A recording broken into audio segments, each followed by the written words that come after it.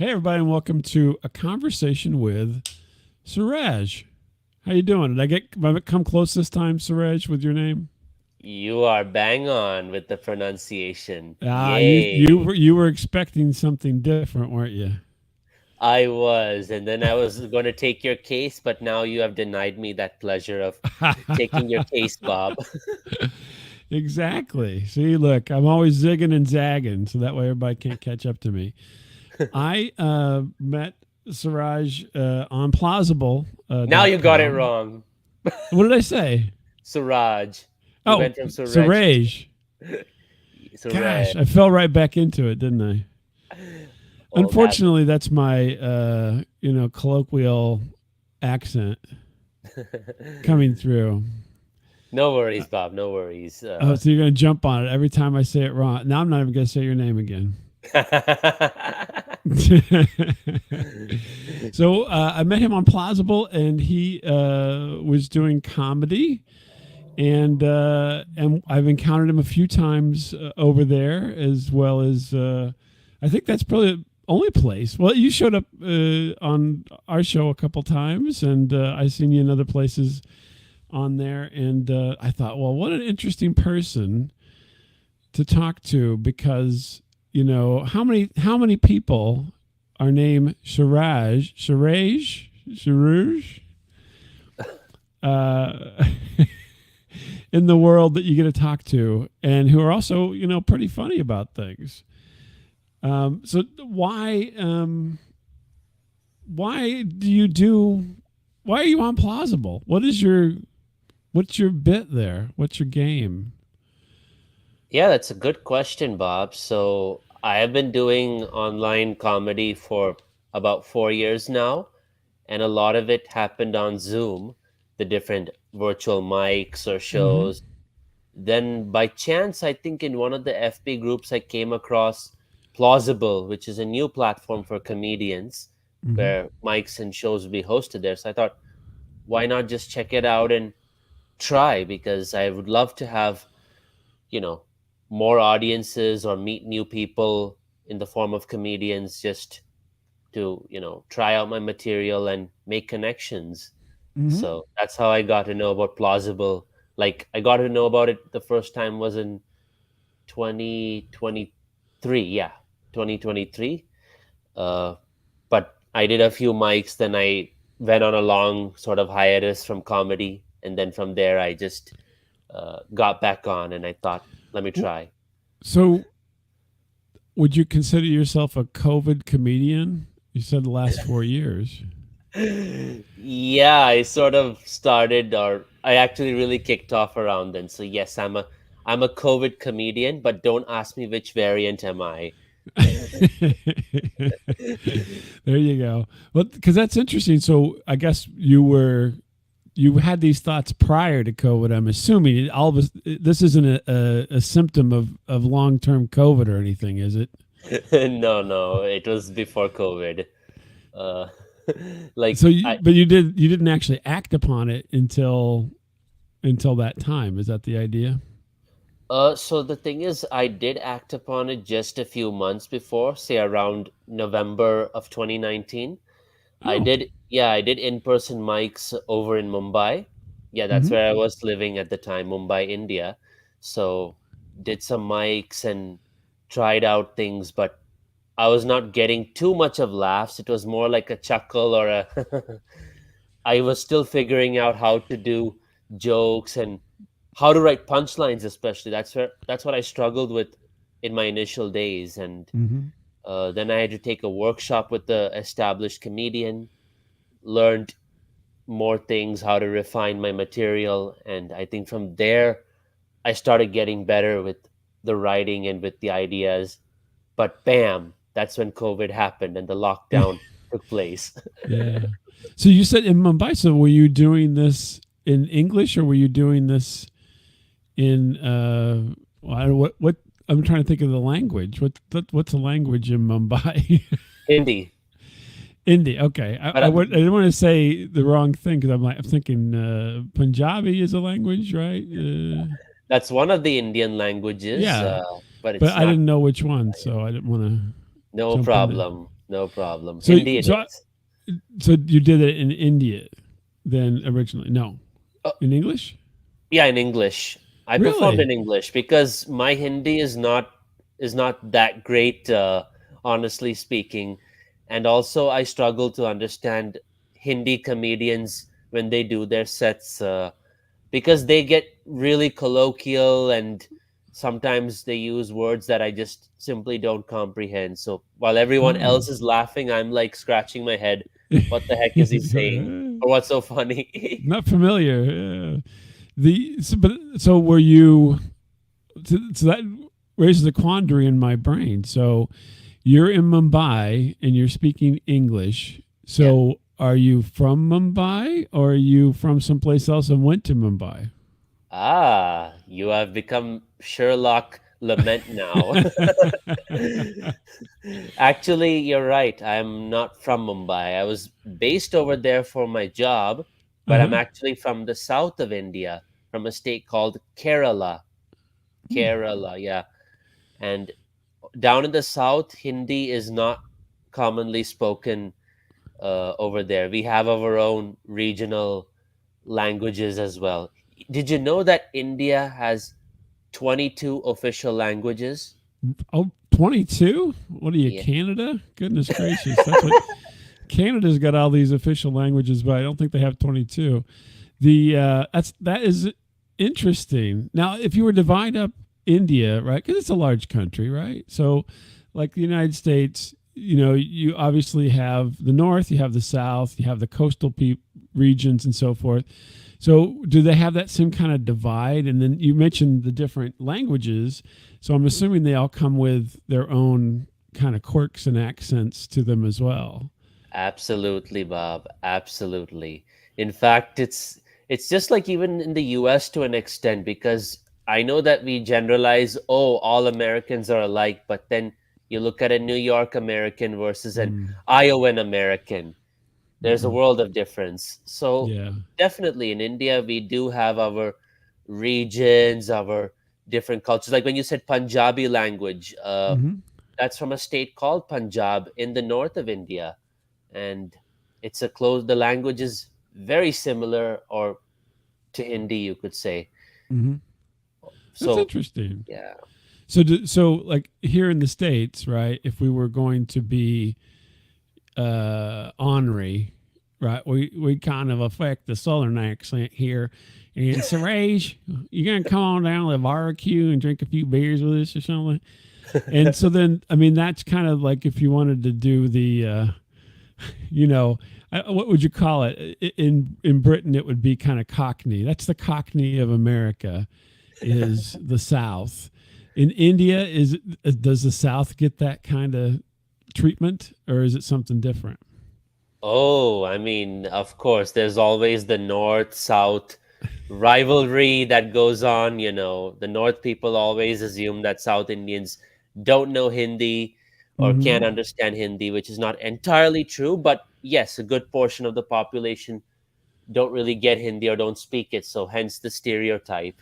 And also that the South is richer and Oh, most of the people are in IT or engineering jobs.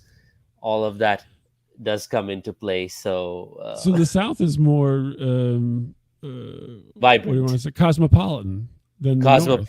yes, So it's flipped cosmopolitan. then. So we always say the hayseeds live down south, right? So in the United States, so it's flipped. It is. It is. Actually, it is that way.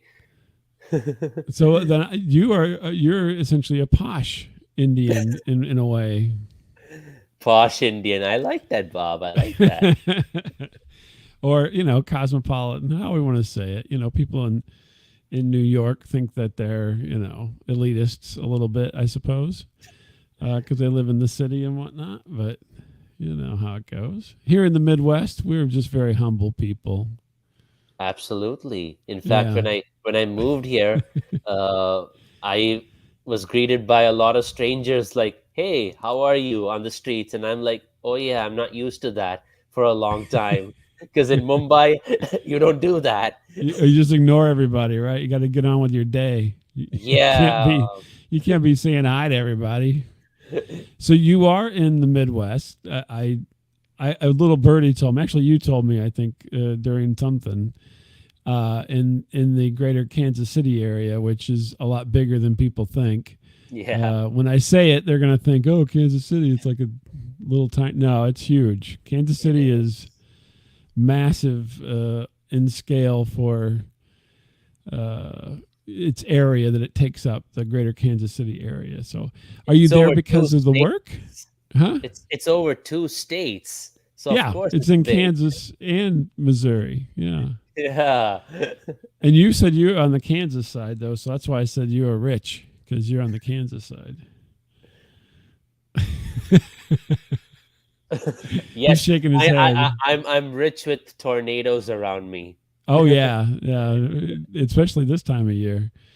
Yeah. So, are you there because of your? How did you get from Mumbai when COVID hit to Kansas City now? Yeah, so basically my dad's been living here for the past 8 years. He is Mm-hmm. now a retired physician, or that's yeah. And so the thing is, I wanted to move to the US as well because I grew up over in the US. Just to give a heads up, I spent Oh, the oh, you've the been back and forth. Okay, a couple times. Got it. yeah, 12 years in the US, out of which 8 years in Michigan, 4 years in Iowa. Oh Then my lord, all the hot spots. then I moved back to India. Uh, I was there for the last 17 years, where I Mm-hmm. did my higher education, my How job. old are you, Suraj? you, you, if I add that up real quick, you're like 65. Yeah, No. that's definitely a Midwestern math concept right there. Oh my goodness. So you bounced around quite a bit. Was there what's the reasoning behind going back and forth so much? I mean, I guess opportunity? I don't know. Actually, I moved back to India in the first place so that I could have a chance to live the Indian culture, you could say, because Mhm. being in US, most Indian kids when they grow up fully in the US, they lose that touch with India, Indian culture, life, the food. And Mhm. then if subsequently the parents want to visit India or even go back, let's say, the Mhm. kids won't be open to it. They'll be resistant. They'll say no, and then the parents are stuck in US assuming they want to go back at some point. So my family, my dad made a conscious effort that at the age of 13, let Mhm. me go back to India. That would be the ripe age to experience the life, the culture, everything. And I'm glad to say I have gotten the best of both worlds, Oh, pretty much. cool.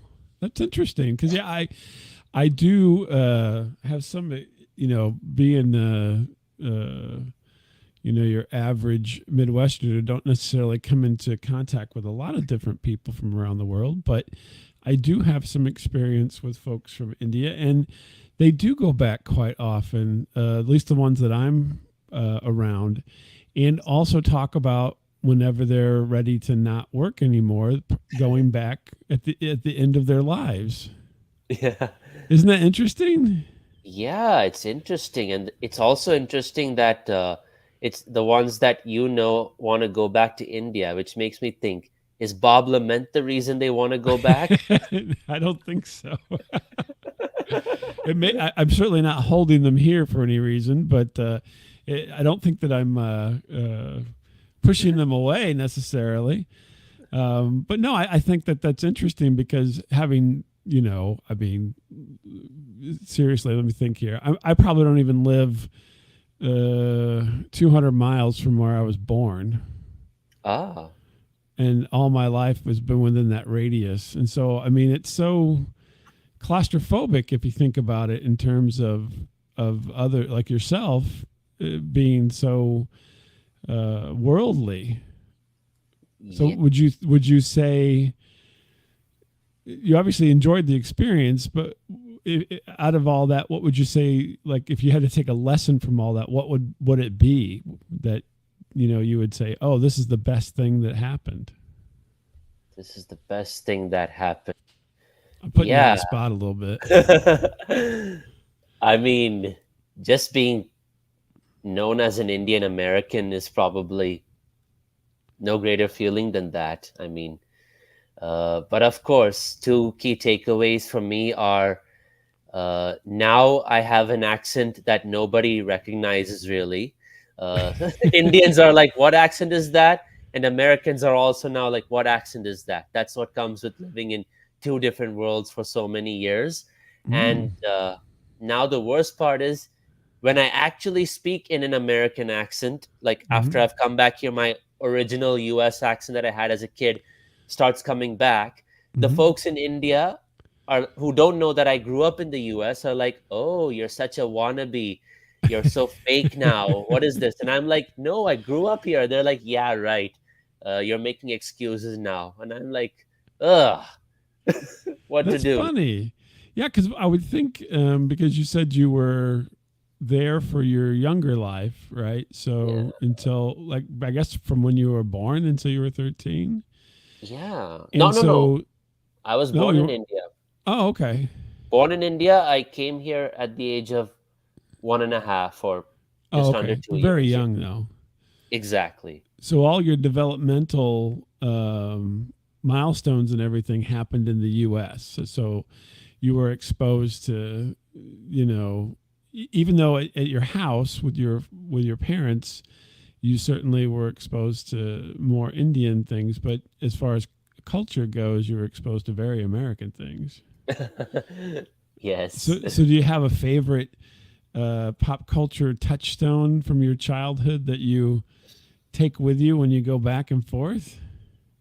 Pop culture touchstone Like from some the kids are US. like, yeah, from your childhood. So in the Yeah, U.S., yeah, of course. Like all the superhero DC Marvel stuff. That's like my favorite stuff that I had exposure to as a kid, and still maintain that interest even after going back to India as well.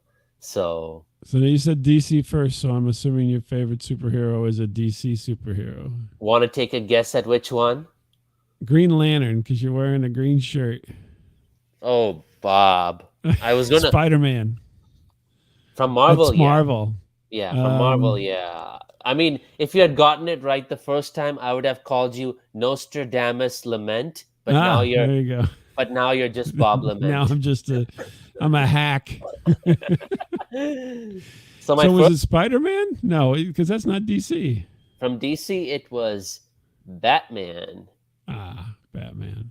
I still Of remember course. the Kellogg's cornflakes boxes that had Batman, the Michael Keaton one. I was gonna say it was a Michael Keaton Batman, wasn't it? Yeah, he was Yeah. on the box, and I was like, Hmm. "Wow, that's Batman." Then I saw Batman the animated series, and I Even asked my better. I asked my dad, "Why doesn't Batman have eyes? Why is his eyes fully white? Mm.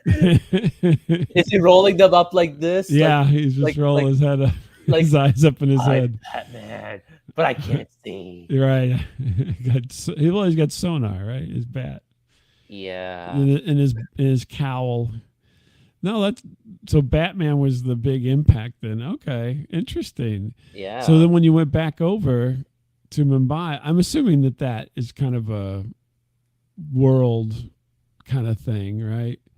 Batman's over there, right? So you weren't missing it extremely, were you?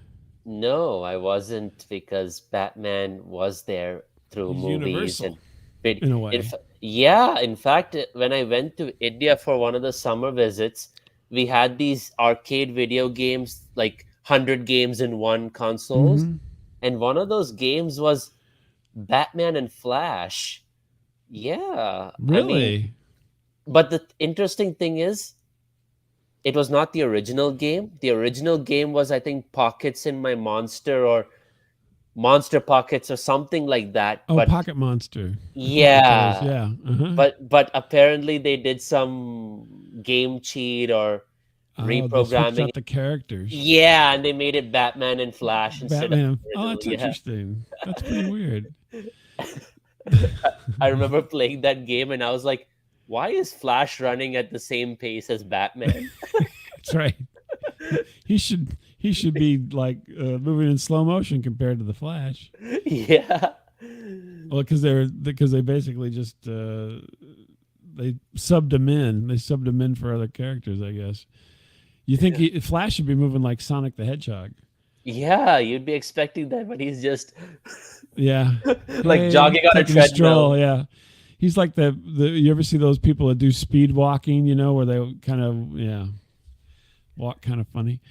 Um so since you kind of experienced this for the pop culture aspect of things at such a young age, why do you think that the US has well, actually, let me ask you this question. Do you think the US has a stranglehold on popular culture for the world at this point? Absolutely. I seriously think so Really? because yeah, we There's nothing comparable in India that is as popular as like Batman.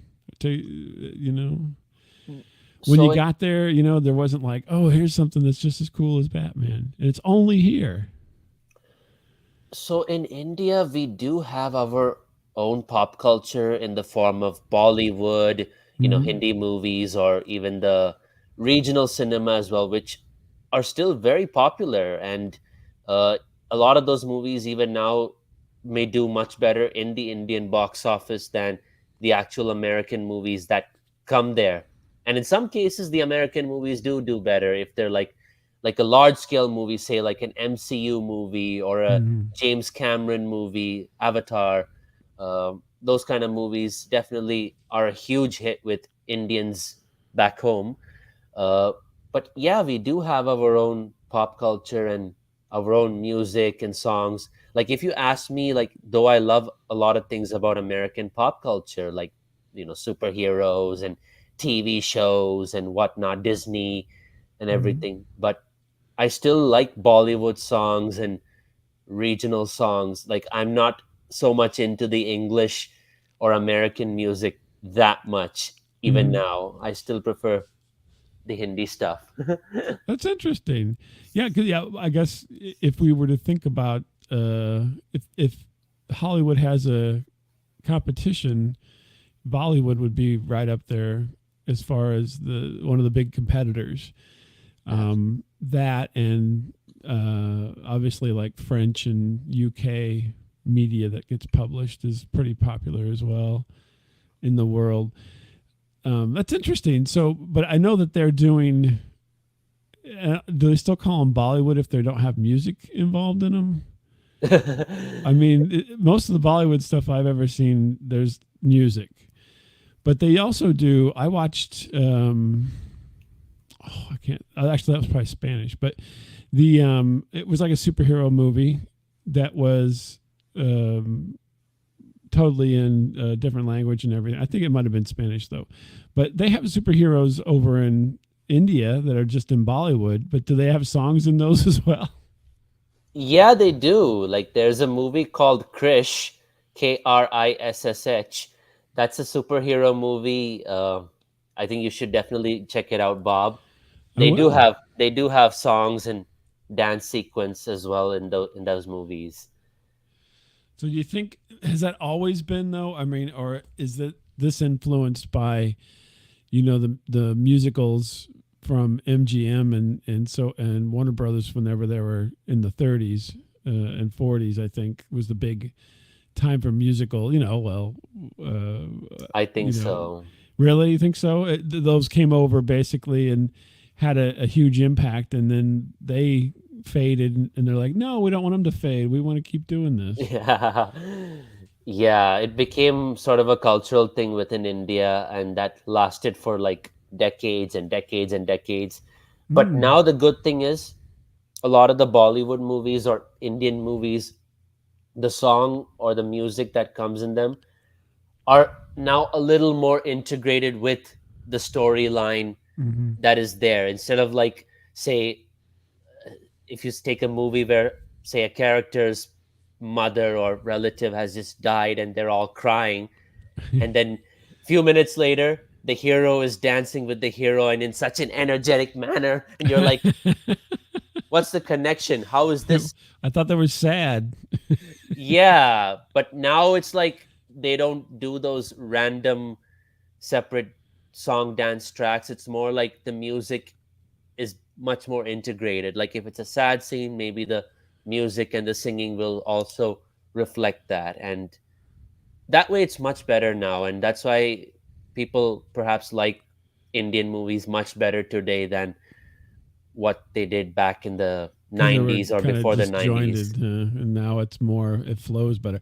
I will say, from what I've watched, the quality is incredible on the movies. I mean, it's Which movie have you watched, if you the problem remember a is I don't title? remember any. I was watching the other day. I watched. I didn't watch all of it yet, but and I can't remember the name of the movie, unfortunately. But it was a like a war movie where Well, this guy was on a motorcycle. It's fairly new. It was on Netflix, and it was an Indian. It didn't have. I didn't get any dance sequences or anything, but it was an action movie, and this guy was just blowing everything up.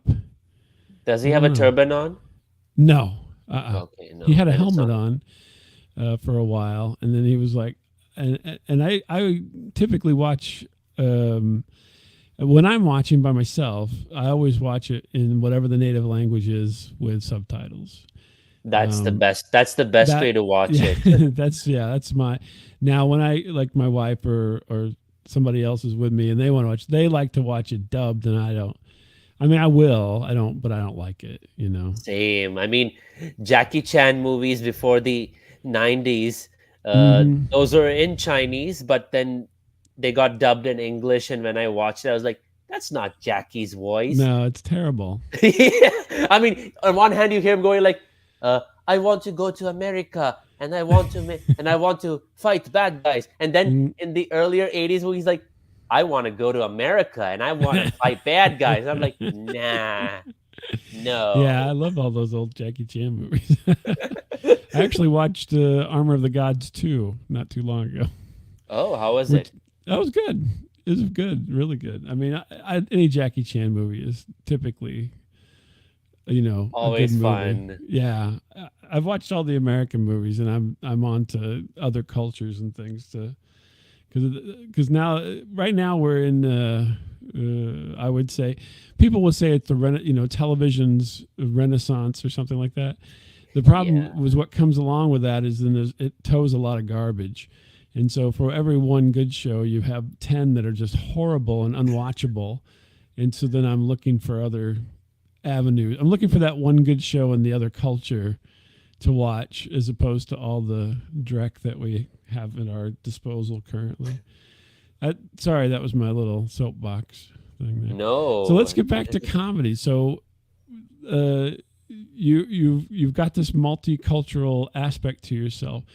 When was the spark for comedy? Was it when you were younger, or is it since you've been older? Or Bob, I think I lost you for a few seconds when you oh started asking the question. So oh sorry to make sure. you repeat. I said when was your um, for comedy? When was the spark that made you want to do comedy? Was it when you were younger or older or what? Oh, I love this question because I would say my first exposure to stand-up comedy was back in 2015, Mm-hmm. where I watched a famous Indian comedian called Saurabh Pant. That's his Mm-hmm. name, Saurabh Pant. He did a show at a college auditorium, and I just watched him perform, doing all sorts of act outs, talking about Indian stereotypes, regional stereotypes, and I was like, man, this guy is killer. And the audience was, in a jam-packed auditorium, they were all clapping, laughing, hooting, and I was like, amazing how he does that. And then the second time I saw stand-up performances 2 years later with another comedian named Azim Banatwala, Mm-hmm. and he does a lot of political commentary and also personal anecdotes and stuff. And again, the same response, same reaction. It's like, damn, I wish I could be like this guy because I could do public speaking, I could address audiences, but I wanted to entertain and be funny as well, which is something Mm-hmm. that I was always amazed by these guys. And I did contemplate doing comedy, like trying it out in 2017 or so, but I was like hesitant and not sure, and I didn't have any solid material in mind. So I was like, nah. But then the real kicker came when I started doing poetry open mics in poetry and storytelling open mics over in Mumbai. Hmm. And I did poetry, I did recite some poems, but one open mic, I did storytelling where I talked about some embarrassing incidents that I had as a child over in the US, like the language barriers and misunderstandings and stuff like that. And some of the audience members, they laughed or they enjoyed certain points of it. And after my performance, two of the audience members came to me saying, Suraj, uh, maybe you should consider doing stand up comedy. Have you considered it? I was like, wow, this is Now I have. validation.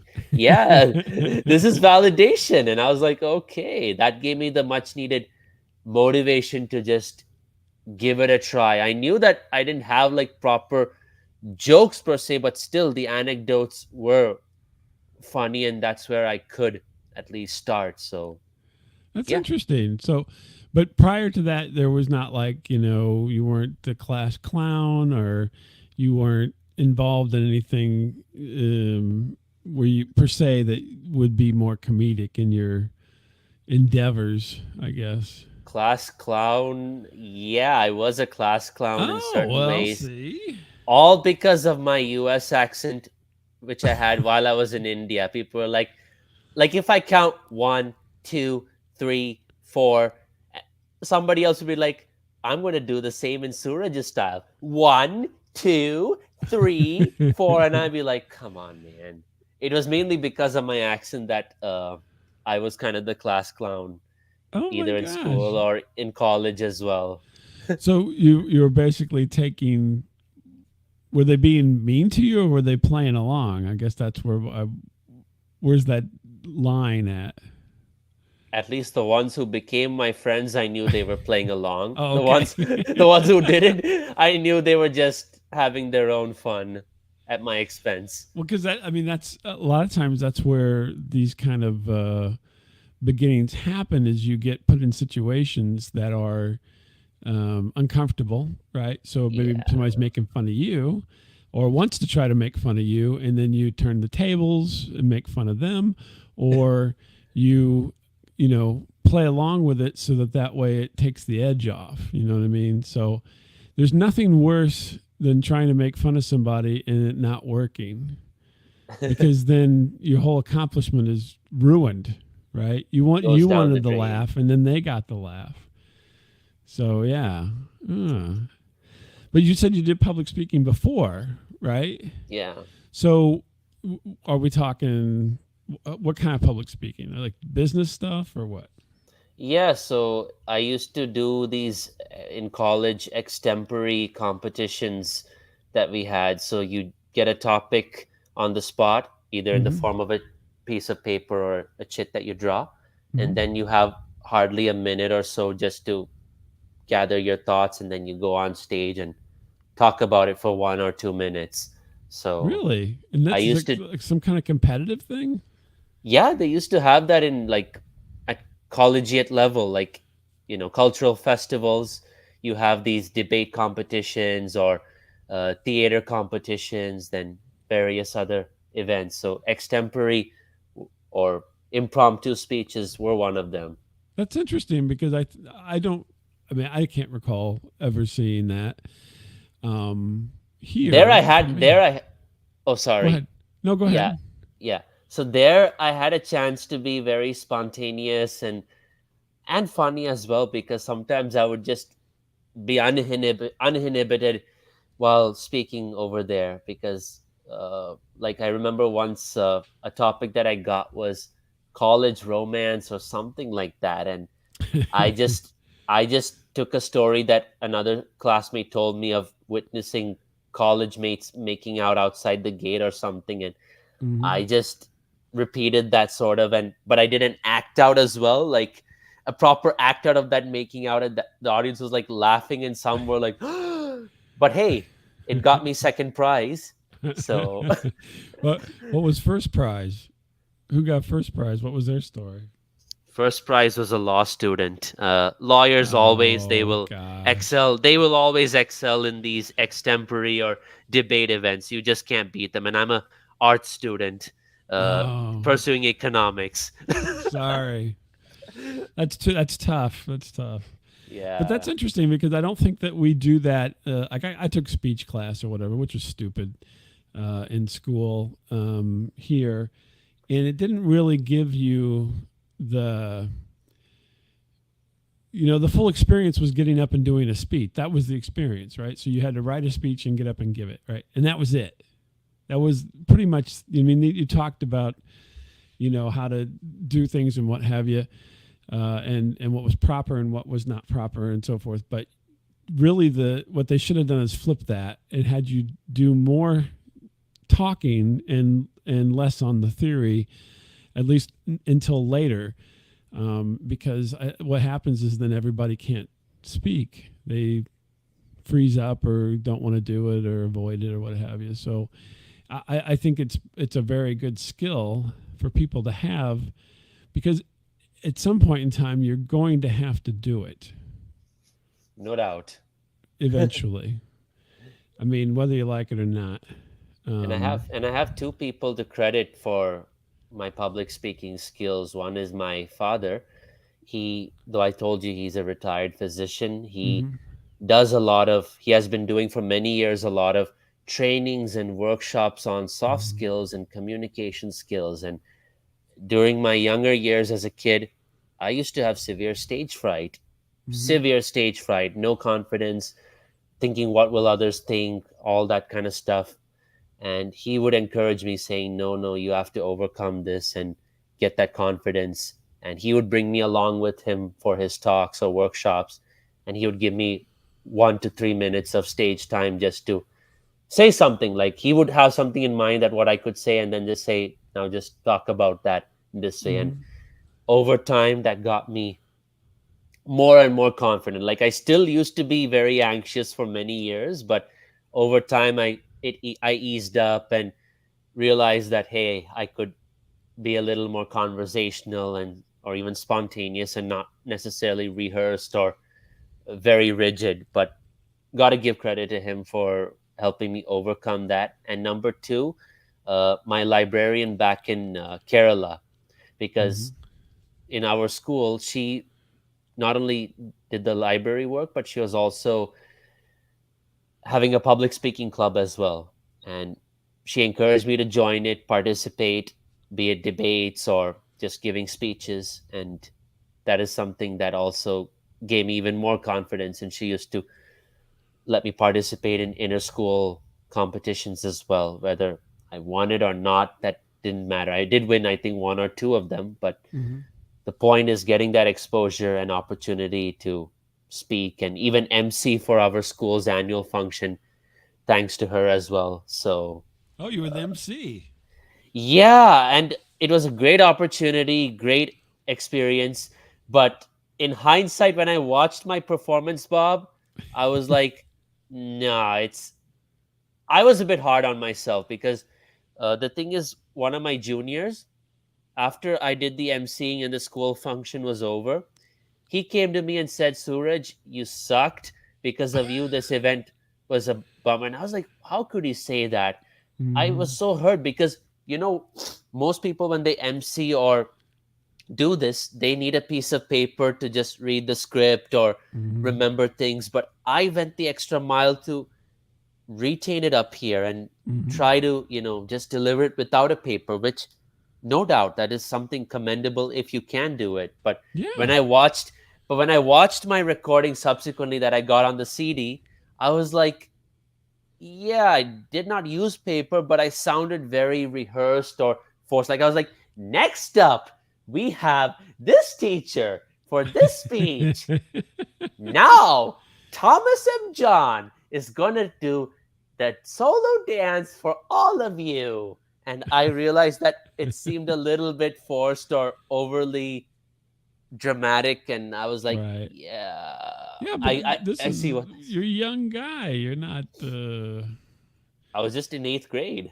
yeah, you're not experienced or anything. That you're emulating, right? So you're doing something you thought other people did, and it just wasn't quite natural for you because you have an interesting cadence to your speech. I Abs- I don't think it's accent. I think it's actually I won't say it's deliberate, but you certainly have a delivery that is not average. That is not average. That is not average. Yes. Thank So you. if you, because see, it sounds like you've gone through this with your dad and so forth. You'll notice that everybody, as they speak, have a certain cadence, a certain pattern, a certain rhythm to the way that they talk, and if you're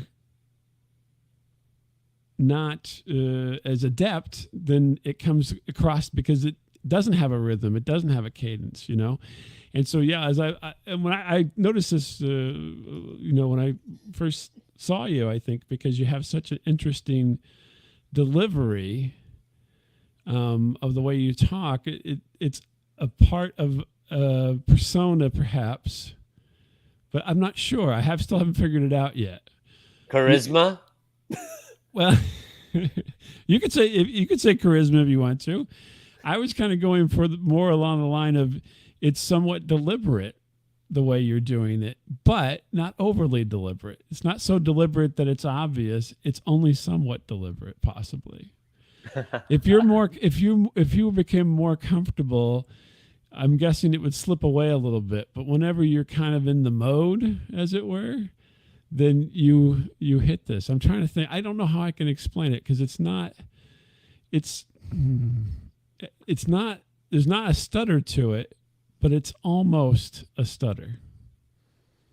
That's And that I don't probably mean that in any kind of bad way. I'm not saying stutter in a bad way. Don't take it that way. no, no, no. You have you have a very deliberate pausing of the way you speak. Now I'm making you more you're getting all self-conscious. That's probably why some people ask me, Suraj, are you dumb or do you act dumb? Ah, I don't think you're dumb at all. Nah, I'm just kidding. I think you're very sharp, but it's interesting the way that your delivery is.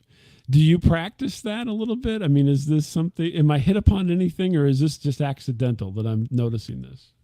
So the thing is, in my younger years, I used to rehearse, practice, and uh, do that a lot. But nowadays, I don't really rehearse or practice as much, especially considering the material, at least in the comedy side, the material that I have, I've been doing it for over and over at different mics. So it's like I'm pretty comfortable speaking on it with or without some reference or note Mm-hmm. on my side. But apart from that, I think what has really helped me is I do a lot of improv nowadays as well.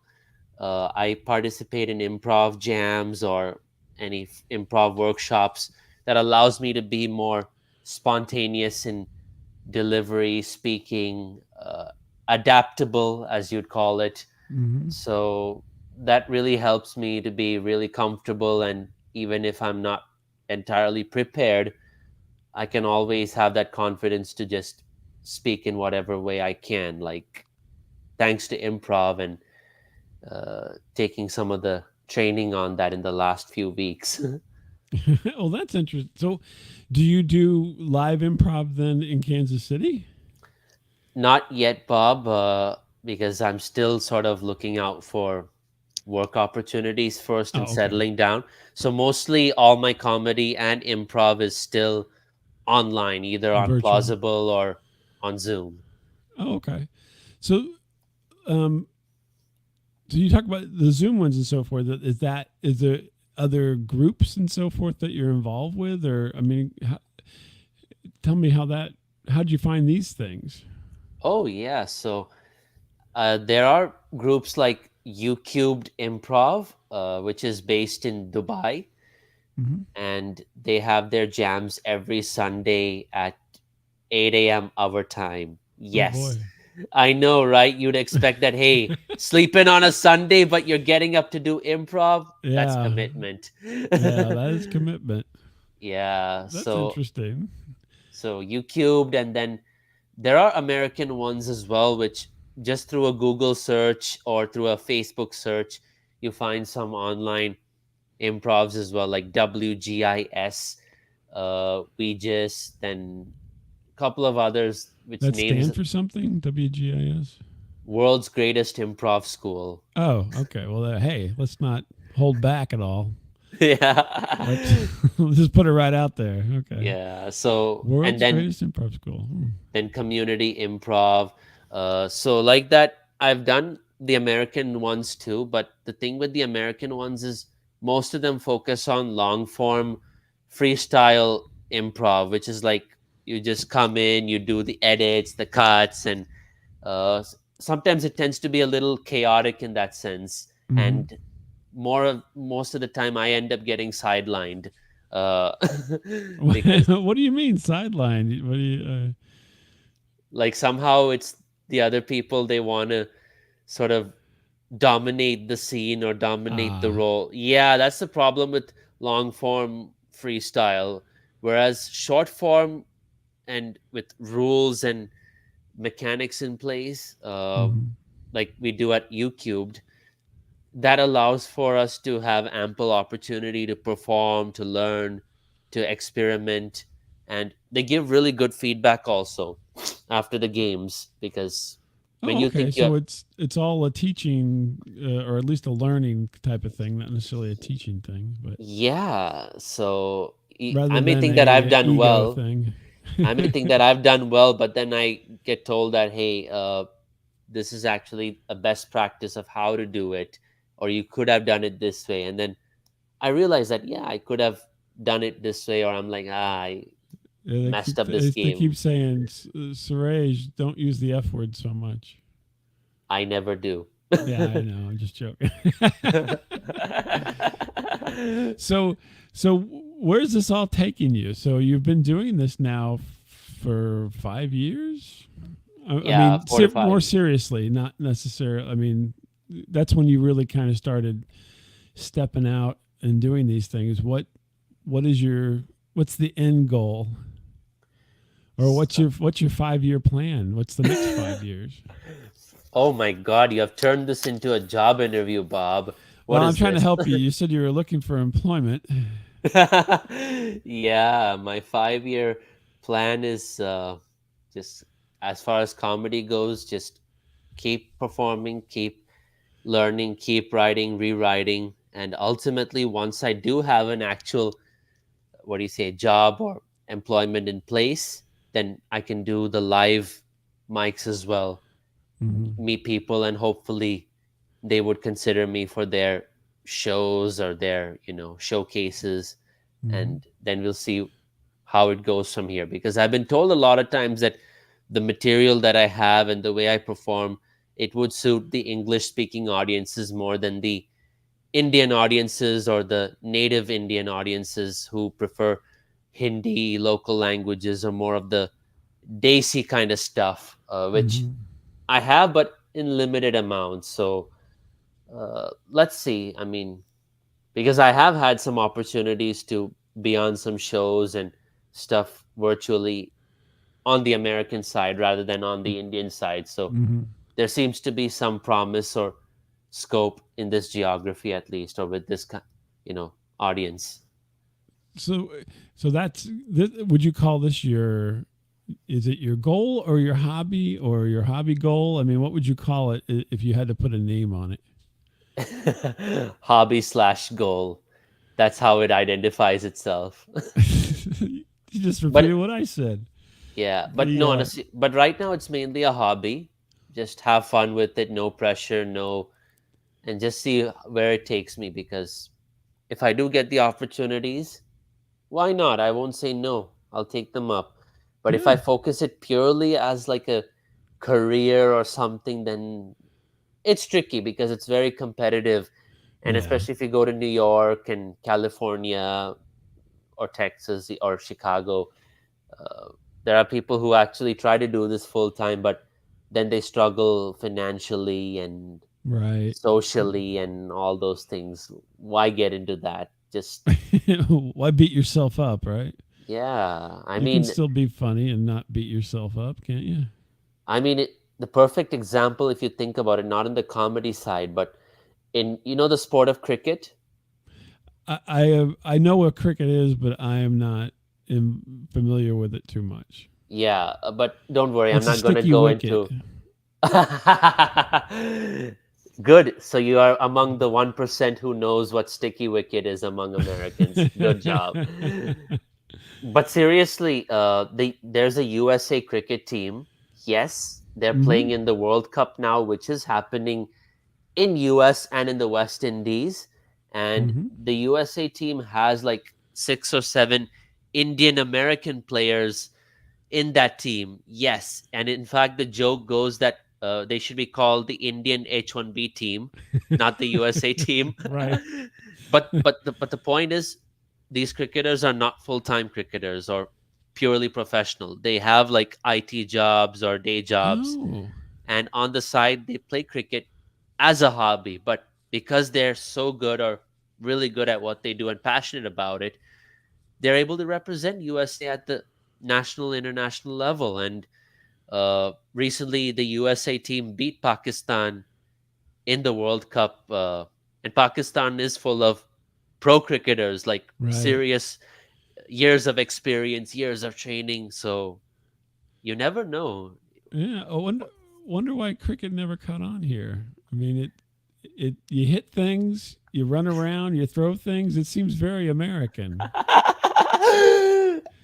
fun Don't you fact think? is fun fact is cricket was one of the popular sports in the US until 1800s or 1860s. That's when Ah, like baseball caught on and stuff, and then cricket that's when the slowly died performance out. enhancing drugs came into play. There's Whatever you say, Bob. Whatever you you never say. get any cricketers who are on steroids. I Yeah, mean, but I don't think so. I haven't seen any. no, actually, there have been Oh, really? long time, not recently, but in the 2000s, there were like a couple of Pakistani cricketers who were They were accused of, juicing. Oh my yeah, gosh. and anti-doping, failing the anti-dope tests and stuff. Uh And huh. Oh, yeah, that's so interesting. it does happen. But the good So, news is now there's an MLC, Major League Cricket, uh-huh. and that In the started last year. states. Oh, okay. Yes, they started last year, and now the second edition is going to be happening in July. Oh, And they have interesting. teams from Texas, New York, Seattle, San Francisco, Los Angeles, Florida. All the big cities. Yeah, and because right now it's just picking up. So, and I think Yeah. mostly the South Asian or the Caribbean crowd would be following cricket more than the local American crowds. But the idea is to grow the sport and make it popular again as the years goes by. And Yeah. but the good news is cricket is there for 2028 Los Angeles Olympics. Oh, okay. So Really? yes, Has it not been involved before? I don't the even last time cricket was in the Olympics was I think in 1900 or 1905, like Huh. more than 100 years ago. The last time cricket was in the Cricket, Olympics. it's making a comeback. Although I think Exactly. it's very popular overseas. I mean, in general, it's probably more popular than baseball. It is. Yeah. I Baseball mean, is American, yeah. pretty much. I, Japanese and Americans like baseball. That's about it. Koreans also. Oh, the Koreans. Okay. I didn't Yeah. even know that. I think Well, so. I you may be think so? wrong. Oh, okay. I may Well, be not wrong, but the North Koreans? Anyway. I didn't think they were allowed to like anything. There's probably some kind of weird sport up there that only they play. they actually like basketball. Oh, well, that was because Dennis Rodman went to North Korea. So, Yeah. yeah. Well, when you get a Bulls player to show up, it spurs on the movement. Well, Suraj, I want to thank you for talking to me. Do you want to plug anything else or talk about anything else? I got your Instagram here, which you told me how to say it, and I'm going to say it wrong, but Ayapun. Aya dot No, pun. perfect actually. Oh, really? Yeah. I'm learning. Yeah. Now say my first name again. Suraj? Close. I Close. said it perfect the first time. I actually practiced a little bit before I got on because you've corrected me a few times, but I just dropped back down into that kind of, flat A. Instead of having a long A, I have a flat A. Suraj. Yes. Suraj. Suraj. Suraj. Gosh, it's like Yes. edge. Hey, that's it. Suraj has the edge. Yeah. Now I'll remember it from now on. Suraj has the Edgy edge. Suraj. Edgy Suraj. You can see. Can they see you perform on Aya.pun? Have you got performances on here? Yeah, so on aya.pun I have some of my comedy reels, snippets, sketches as well that I've done, especially on Batman with one of my friends back in. Now he's in the UK, but he was my junior back in school. Mm-hmm. So we have done some collab The reels. blind Batman, the animated Batman. More like the Hindu Batman. Well, that's fun. Well, everybody should check it out, and it's been a lot of fun talking to you. And you can find him on Plausible every once in a while. Obviously, you can find him here at aya.pun on Instagram, and follow Suraj because he's got the edge. Thank you, Bob LeMent, and hopefully he doesn't lament having me here. You never know. Hold on just a sec.